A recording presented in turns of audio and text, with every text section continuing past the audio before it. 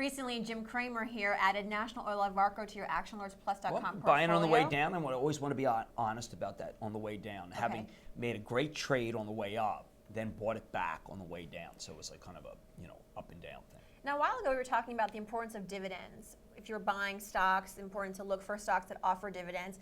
NOV does not offer dividends. No, and that's why it has been went from being a great holding to a bad holding. So why hold on to it? You have to believe, and it's entirely possible. Oil has to go to $40 to break this stock. Now, to break the company. Mm-hmm. The stock is broken. So if oil doesn't go to 40, then the stock will be broken and the company won't be. If oil goes to 40, the stock correctly foretold the breaking of the company. I don't know. Like many other people, my confidence is totally shaken on these non-dividend names that trade off of earnings per share. NOV, if I were a long-term thinker, I would roll up NOV with a bunch of other companies because eventually we're going to be drilling again.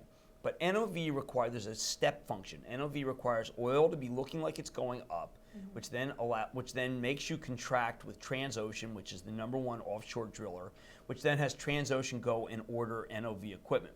Now, if you're a major oil company, you will do that. You will do the day rate, you'll pay the day rate, which would then translate into NOV getting orders from Transocean. If you're a speculator, of which there were many speculators buying these products, they're kind of like homes. The speculators bought homes. The oil companies, the majors, are like people who need a house, have their family, put money down. Mm-hmm. There's another component of people who didn't need the house, they speculated hoping to flip. There is that component in oil and oil service, and people don't realize it. And they could really hurt NOV because they'll cancel orders with oil coming down, and that's why the stock's weak. Because that's essentially what created the bubble in a way. For part of it. The futures created the bubble. Yeah. The oil, and when there was strong demand. Speculators. Right. But yes, I think that's right. But where I will be wrong with NOV is if it turns out that the majority of their orders were from speculators, because that's just the kiss of death in this market. All right. Thanks very much, Jim Cramer. That's on aaplus.com. Stay tuned for more Wall Street Confidential.